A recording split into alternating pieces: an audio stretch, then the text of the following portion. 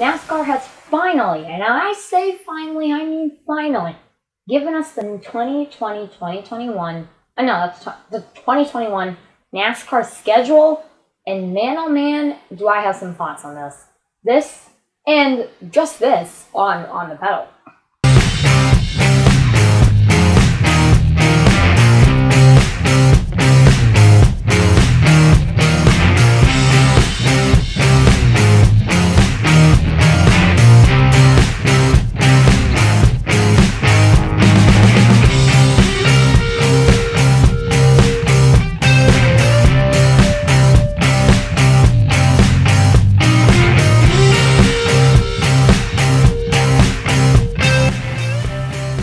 Hello everyone, and welcome into On the Pedal. As you know, my name is Cameron Simpson, and if you didn't notice and open, happy Halloween everybody. I got some Halloween decor in the area. I got a bat. I got stuff all around here, all my holiday decor. And it's all because the holidays are here. Basically, here to celebrate Halloween from the studio. So yeah, we're gonna have fun with this. Just one more bit of housekeeping. Tell me what you guys think in the comments down below about this thing. I know the intros right now might not be your absolute favorite intros in the world because they're just like pictures. I'm thinking about making a permanent intro for videos after the holidays or even maybe before. So let me know in the comments if you want that to happen. I will if you guys really want to, and I just didn't know if you guys think that would be a good idea. Like an intro, a permanent intro that's done very well and is very good into the videos, and I think that will help us a lot, and maybe some permanent graphics as well. We have permanent graphics as well, but enhancing those to be even better. So all that could come in the future. So you guys want that? Let me know in the comments. But that is it. That is it for the housekeeping. Let's get into the schedule. February 11th, we see the Daytona Clash at the Daytona Road Course. So already the first race in the season, we have a change in the schedule. I mean, look, people are two-sided about the road course and the Daytona Road Course in general. I think the Daytona Road Course brought in excitement to the sport and continuously is all right. It's not bad. And I'm not going to hate on the Daytona Road Course. It's not terrible, and it has potential on being a very good road course in the future. So we'll see what it can do, if anything. For the Clash, I don't know if it fits. The Clash is supposed to be Daytona. When I think of the Clash, I think of Daytona International Speedway chaos. Is what I think when I think of the Clash, and I don't see that happening here. I mean, I also think of the Clash as being like a really exciting event, like an exciting event where I cannot wait to watch it. I'm on the edge of my seat. I cannot wait. That could also change as well. I don't know about the Clash right now. I'm not going to be so spectacle because I haven't seen it, and the Clash is not a points race. I'm not going to be so spectacle and see it till I see it. The road course, to me, of Daytona did not bring the excitement that it should have, and that should have to deserve the Busch Clash, but we'll see what happens. Who knows? At this point, really, nobody really knows yet. Then we go to Daytona for the Daytona 500, February 14th. Awesome race. Expect it to have fans. COVID most likely will still be here by then. But I expect this race to have fans just because Florida has had fans the third week, like in May, they had fans. So, yeah, expect Daytona to be fine. And cannot wait for the 500 already, and we haven't even finished the season yet. Homestead Miami Speedway is now the second race of the season, February 21st. So, for my mind and my knowledge, this is mainly a COVID-19 change. NASCAR wants to start off right away with fans. They want to have fans and more fans and tons of fans. And I think this is mainly a COVID-19 change for NASCAR. It's just so they can have fans at this racetrack. They want to have as much fans as they can. They want to bring more money into the sport. Homestead being the second race of the season, I don't mind it, actually. You know, we stay in Florida. Fans, if they want to travel from Daytona, if they want to come in from all around the world into Florida that week, can go to Daytona 500, and then they can go to Homestead. Stay 2 weeks, 2 races, and it's also easier for the teams, because we also heard reports that teams wanted more of one-day shows. We don't know how many of these events will be one-day shows, or if they'll be practice or qualifying. None of that has really been announced yet, but this kind of gives those teams somewhat of what they wanted, just less travel and somewhat gives them what they wanted in a degree, so we'll see what happens there. Then we go to Auto Club for the final Auto Club race on the surface that there is now. As we know, Auto Club is changing to a totally different surface in 2022, so it's going to be a bittersweet moment there for Auto Club. Then we go to Las Vegas Motor Speedway in the beginning of March, the first race of March. Pretty good track. Will be the first race there of 2, and I really, honestly, that's been there all the time, the West Coast Swin. Second race of the West Coast Swin. Actually, I think it's always the first race of the West Coast Swin, but they're changing it. They changed the West Coast Swin a little bit. I don't mind Vegas being there. Phoenix, March 14th. I agree with that one. Put Phoenix in that part of the schedule. Put it right there. It's always been the closure of the West Coast Swin. Last year, believe it or not, Phoenix was the last race before COVID came. So really just, I like that part of the schedule. I like how they've had it there for a while. Keep Phoenix there. Then we go to Atlanta Motor Speedway, March 21st. Normal Atlanta, we always go there, and really, I liked what they did last year. I like that they're keeping it up. And then finally, one of the biggest changes so far, Bristol Motor Speedway, but the difference is we'll be running Bristol on dirt. So here's where we get into so many different sides of the fan base. So I'm going to give you some pros and cons of running on the dirt. The pros of running on the dirt is NASCAR Bristol Spring Race has historically had bad attendance. Like, when I say bad attendance, I say half of the grandstands empty. And that's just because of the time of year, the weather down there in Tennessee at that time of year. NASCAR needs to generate a bigger audience to this race, and what better way to do that than putting dirt on this? Another pro is we've seen the dirt before, so as you know, people that want to see it, you go watch a late model race. So we know it works. We know it. We can do it. We can put dirt on the racetrack and we can run laps around it. All right, that's a pretty big pro. The other pro is a lot of NASCAR fans that were hoping for dirt are getting dirt, and that is a pro. Now we go to the cons, and I have a few cons here. Number one, and I found this interesting, I was listening to NBC Sports, their reaction to this, and Brad Daugherty, who is a NASCAR team owner, said that he thinks this will be very challenging for his team, and he's not looking forward to it because of the cost, the expensive cost of making a car just for a dirt race, just one dirt race. He said he's not looking forward to the expensive cost. NBC Motorsports YouTube channel, go check it out. You'll be able to see exactly what he says. It's in the first few minutes of the episode. He really speaks out on concerns he has of the cost. Now, I didn't even think about it when I heard Bristol was going to become a track run on dirt. I didn't even think about the cost effects of it. But for one race of the year, you have to make a very expensive car that could just get torn up in the first few laps. So Brad Daugherty was very much expressing his cost concerns on this new racetrack. Not only was he expressing cost concerns, he was just expressing many concerns overall. I recommend you guys go check that out if you're on the fence about this and you want to hear. If you want to hear it being bashed and you want to hear bad stuff about it, go ahead. If you're on the fence about it and if you just want more information about that, I recommend going over there and checking out Brad Daugherty's Brad Daugherty's comments on it, because they're very interesting in my mind, and I think you all find them pretty interesting as well. Another con that I have with this is NASCAR putting dirt on a track that has been so good for racing. Spring race has been better than the night race the last 2 years. I mean, we've seen some historic moments in the night race, but the spring races have been better. I mean, this year's Bristol races were great, and the spring race, I think, was so good. You know, we saw the wreck at the end, Chase Elliott, Joey Logano getting into each other, wrecking out. The All-Star race, maybe it wasn't what everyone expected it to be. It was still a good race. And we're just going to put dirt on it. Like, I think that wrecks something that for so many fans was there already. Like, a great racetrack was already there, and for so many fans, we just didn't want to see this go. We just wanted to see this stay, and for a lot of fans right now, it's a divide between the two. Another con is we could have went to Eldora. Fans are just saying go to Eldora, and we take Bristol with it.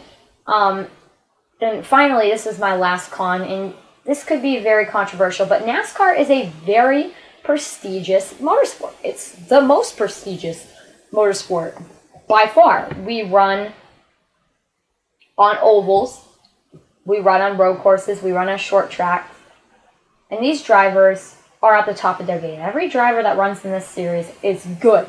No matter what you think, to get here, you have to have some talent. You just need to have talent.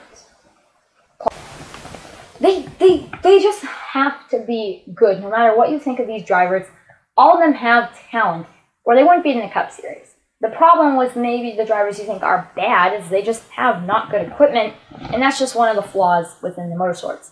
And not many of these drivers grew up racing on dirt either.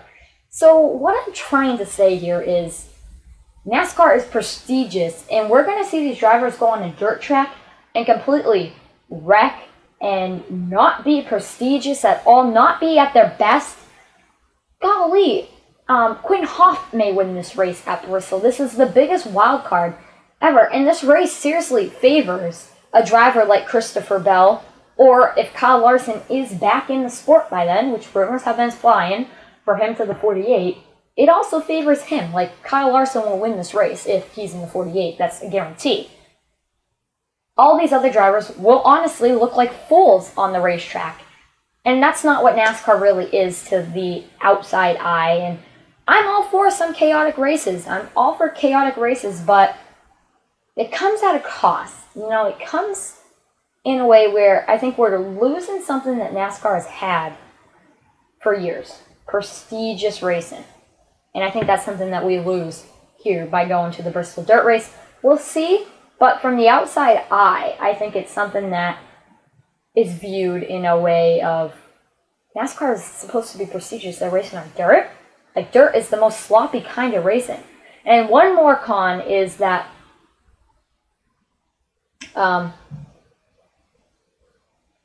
one more of these cons is the fact that Bristol, dirt, they don't mix for me. And if the weather is historically bad there, which it is, we're going to see some more problems. We're going to see some more problems. So stay tuned. Stay tuned. All right? Just stay tuned for that, okay? I'm telling you right now. Stay tuned. Bristol Dirt Race. We'll see what happens there. We'll just see, because I don't know. And then NASCAR takes a break for, of course, the Easter holiday. It's a tradition like none other. NASCAR always takes a break for the holidays, no matter what it is. NASCAR takes a break for the holidays to give their drivers some time away with their families. So we're not getting rid of that tradition. Anyone that wants it, anyone that wants racing on Easter Sunday, sorry, NASCAR has always done that. Then we go to Martinsville, which from what I've heard, it will be under the lights. Reported from Adam Stern, he did say that it will be under the lights in Bristol, and he's a very trusty source, so I believe what he tells me. So then we go to Richmond Raceway, 2 back-to-back short tracks. I love when we do that. 2 Saturday night. Oh no, Richmond I expect to be a Sunday race again. Not all these details have been unveiled yet, so we don't know, but it is still a pretty cool thing to be seeing Richmond and Martinsville back-to-back. It's been like that for a while anyway. Then we go to Talladega for the second Super Speedway race. Talladega in the springtime was awesome, and it's going to be awesome again this weekend. I'm telling you that right now. I can't wait. Then we go to Kansas, which has been historically a very good track. One of the better mile and a half. Then we go to Darlington Raceway, May 9th. May 9th. Darlington in the springtime. Yes, NASCAR is giving Darlington 2 dates on the schedule. It's been a long time for them the last time they've had 2 dates. And finally, they're back. They have 2 dates on the NASCAR schedule, and their first race is May 9th. And I think Darlington really could have something going here with them, because we haven't really get to see great racing at this track. This really has some good racing. My only problem with the track right now is just I think the racing is somewhat spread out, and it's not my favorite, but they really do have some good racing, and it's a pretty decent track. Dover with its one and only date this year. And then finally, on May 23rd, we go to our first track of the year, our first one of a road course, the Circuit of Americas. It's his first time here in the NASCAR schedule. It is one of the most up-to-date tracks It's in Austin, Texas, built in 2012. It is prestigious. It's one of the most up-to-date tracks. Take a look at some photos from it. It's just so awesome the way this track is, and I'm surprised NASCAR hasn't been here for a while now. It is a road course, and the push for road courses has been, like, bigger than any other push in NASCAR. And as you'll see, NASCAR fans got their wish here. But Circuit of the Americas in Austin, Texas is a competitor to Speedway Motorsports, so I don't know how the deal kind of got through. The Speedway Motorsports really owns basically all of the tracks NASCAR competes on, so I'm a little surprised nonetheless. But again, we knew this a while back. I made a video on it. Go check that out. Open the cards above. All about Texas and COTA both becoming on the schedule. COTA 8 Circuit of America. So I thought you guys might get that. So I am all in for this, and I like this idea of having 4 road courses on the schedule. I don't mind that, but as you'll see, it's going to get a little weird as we keep going. I'll talk about that at the end of this video. But yeah, Circuit of America is May 23rd. Charlotte Motor Speedway, May 30th. And then Sonoma. Hopefully, we'll still have Sonoma here, even without COVID. Sonoma is back. It is one of the better road courses out there. I really like Sonoma Motor Speedway. And it will most likely be the end of the season for Fox Sports. But I like Sonoma. I really do. And then we go to Texas Motor Speedway. It's the All-Star Race on June 13th, Texas Motor Speedway. This is nonetheless disappointing. I mean, losing Bristol as All-Star Race. Even Charlotte was alright as All-Star Race. I mean, I hate to hate on Texas, but it's just not a good track. It's been a bad track, and I'm a little disappointed. But it came to a cost of a really good track in COTA. So NASCAR fans, and even me, we have to take, beggars can't be choosers, and we just need to take everything NASCAR has given us with a grain of salt, because we have to. We have to understand what they had to do. We have to. As much as I'm disappointed, because I was not one in Texas as the All-Star Race. It has to be that, so yeah, it just needs to be that way. Texas All-Star Race, it's all right. We're going to be fine, NASCAR fans. We'll be all right. Maybe let's just go in with low expectations like we did last race, and maybe Texas will give us a show. Maybe they'll give us something that like we weren't expecting. So yeah, but that's the All-Star Race. Let's keep going to June 20th, Nashville Super Speedway. NASCAR has been trying to get in the market of Nashville for a while. Takes over one of Dover's main races on the schedule. So Dover down to 1, as we mentioned way back there when it was announced. I'm in for this. I'm really excited, actually, that NASCAR is investing in the market of Nashville. It's a growing motorsport market as time goes on. It's like a growing city anyway, and NASCAR really wants to get into this market, and I think they're doing a good job of getting there. Nashville Super Speedway, I'm all in for it. I know many people are mad about it because they wanted to go to the fairgrounds. I'm fine with going here to Nashville Super Speedway before. I may be one of the only people that you hear that say, I'm all right going to Nashville Super Speedway. I've been watching some of their classic races, and it's not bad racing at the Speedway, so I'm all right with them going there, but I would not mind them going to another short track, which would be the fairgrounds. But you fans, you just need to understand that the fairgrounds has a lot of construction that still needs to go in for it ever to be renovated into a good racetrack. Then we go to the Pocono doubleheader.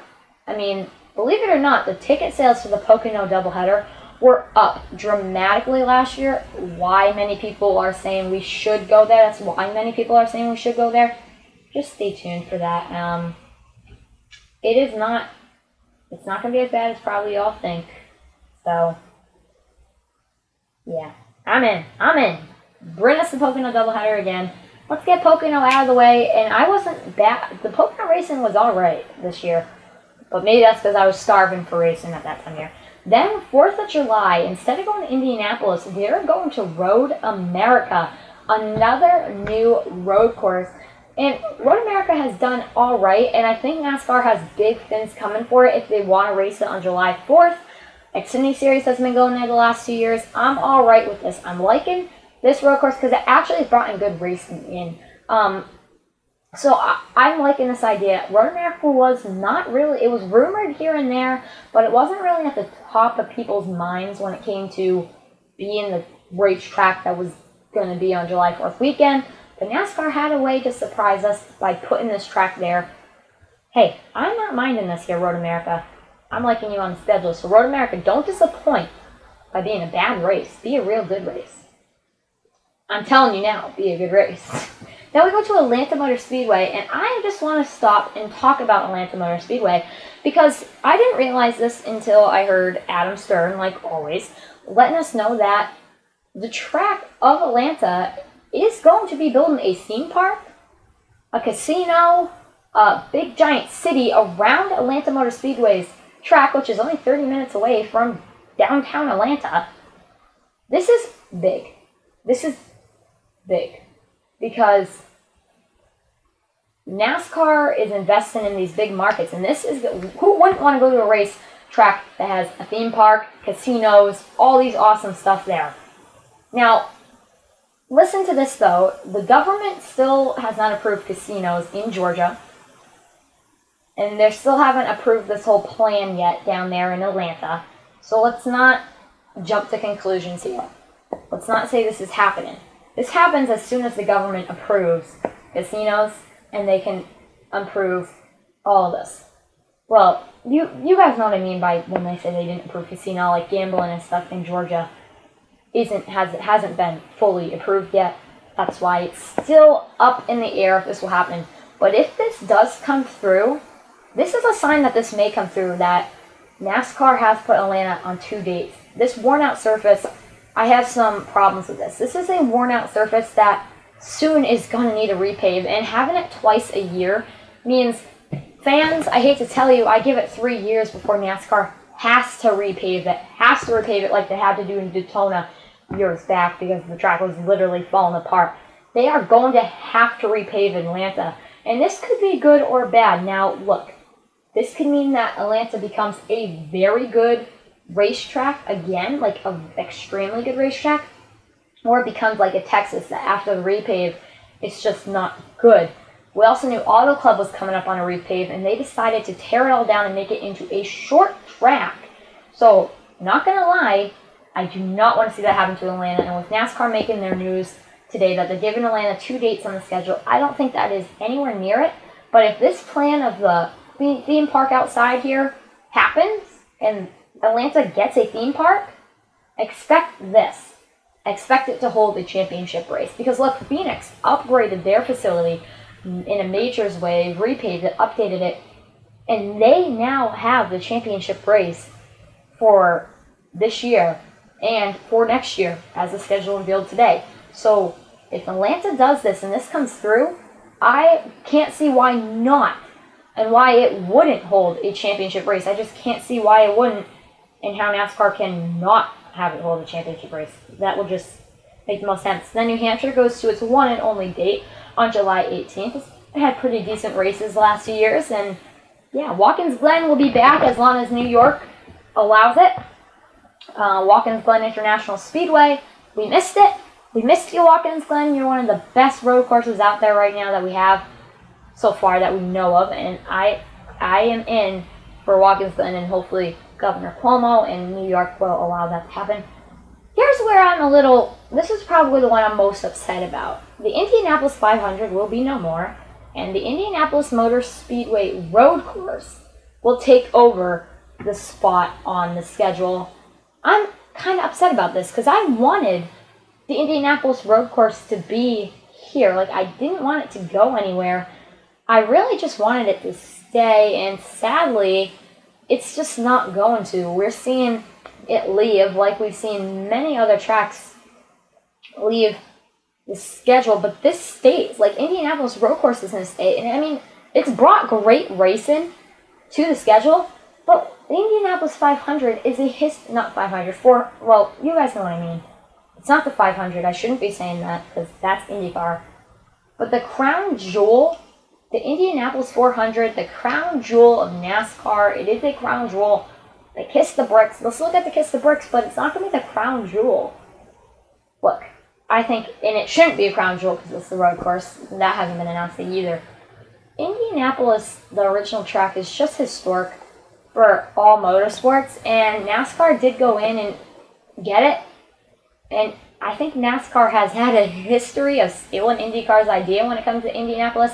They ran on the main track after Indianapolis had the Indianapolis 500. IndyCar went to the road course and the 500, and now NASCAR is going to the road course. So I just feel like NASCAR is kind of going with the fan base when really most of the fan base, as much as this racing hasn't been good, likes to see the historic event. NASCAR needs these. Just like the Coke 600, the Indianapolis 400 should stay. We should still have this race as a crown jewel in my mind. This is one of the ones I'm upset about. I don't mind the racetrack of the road course. I'm just upset that we're losing this really crown jewel of NASCAR. But on the second thought, I'm not that upset about this whole situation. I'm not that upset about NASCAR changing their tune to go to a more exciting track. I'm just upset about the history that we're losing by going here. Then we go to Michigan for its one and only date. Again, Michigan just doesn't have its date anymore. It's lost it and replaced with some of these other tracks. And the final race of the season is Daytona. Shocker Khan there. Like, we all wanted this to happen. We really wanted Daytona. Daytona's final last year brought in so much excitement. It was awesome. So I'm in for that. Then the playoffs, we'll just go through it quick because nothing really changed in the playoffs. Darlington, Richmond, and Bristol is your first round. The same first round of this year. Las Vegas, Talladega, and the Roval. Basically, again, the same exact thing as this year. Then it changes up. They put Texas instead of Kansas as the first race of the round of 8. Then, of course, Kansas, October 24th. In Martinsville, a Halloween race on October 31st. I'm pretty excited about that. I'm not gonna lie. I'm pretty excited. And then Phoenix, of course, takes the final race. Again, Phoenix is getting the final race just basically because NASCAR and the facility. I haven't seen it race in the finale yet. I haven't seen it race the championship yet. So I'm not going to give you like bad thoughts until I see how it works in 2020.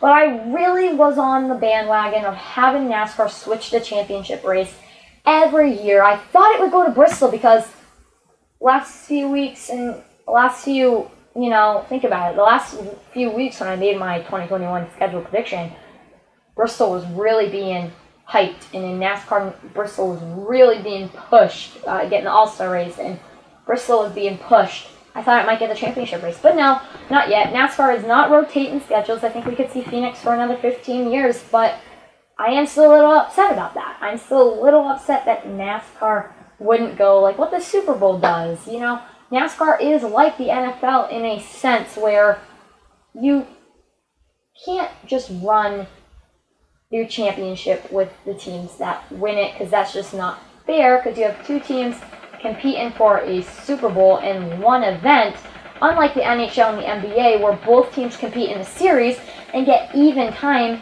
It's just one event for NASCAR and one event for NFL. That's the only way I compare those to the Super Bowl and the championship. Super Bowl's up here and the championship for NASCAR is like down here, but still these two compare in a way that I think needs to be thought about, needs to be considered. NASCAR, I think, should be rotating just to make it fair because look what's going to happen. If Kevin Harvick, he makes it to Championship 4, he wins at Phoenix. Most likely. It's a good track. Kyle Busch could compete with him, or Logano could, but I don't expect any of them to be there. Hamlin has been alright. But that's my thoughts on that. One last thing to say. I know you guys might feel like this video is taking forever, but it's a lot to unpack in one video. So the last thing I wanted to say, though, is that Road America, all these road courses coming in, I am against by a little bit, just because NASCAR isn't a road course. It's unique about NASCAR is how it runs ovals, and for it to be heading to a road course, I think it's following in suit of many other motorsports, which is fine. I mean, motorsports can be the same, but what makes NASCAR unique is the fact that it runs ovals. And honestly, and I know this might be an unpopular opinion, I think road courses are pretty boring. I mean, a driver takes the lead, gets a 10-second lead on second and third place. I find that boring. And I think NASCAR has only a few good road courses. Now, I have not seen these new road courses yet, but I don't know how they're going to be. My only really good road course I like is Watkins Glen, and I'm okay with Sonoma, but Sonoma can be boring at times too. So the only thing that makes road courses special right now for NASCAR is they're so rare. They're so rare, but now with NASCAR packing in 6 of them in the schedule, and 7 if you count the first race of the season being the Clash. Not the first, but the first non-points paying race of the season. I think they're not going to be as exciting, and viewership will continue to go down on these after they say, oh, Sonoma, and that was pretty boring, and then the next few days, it's another race. Actually, it's Circuit of Americas, and then in a few weeks, it's Sonoma, and then it's in a few weeks. I will be able to follow this up after we see how the 2021 schedule works, and if it surprises me. But I have some concerns, but I'm very happy with what NASCAR has done as well. So we'll see what they can do and how they can pull it off. But that's all I have to say today. Whew, that's been a lot of work. Thank you all for watching this video, and I hope you are enjoying it. And I hope you're enjoying the fall decor. I'm liking the Halloween season. So, decorating it all up. Thanks all for watching this video. Subscribe if you are new. Like this video, and give it, like it. Give it a big thumbs up. And comment down below what you think about the schedule and about that intro video. We'll see what can happen. Thank you all for watching this video. I hope you have a fabulous, fantastic day. And peace out.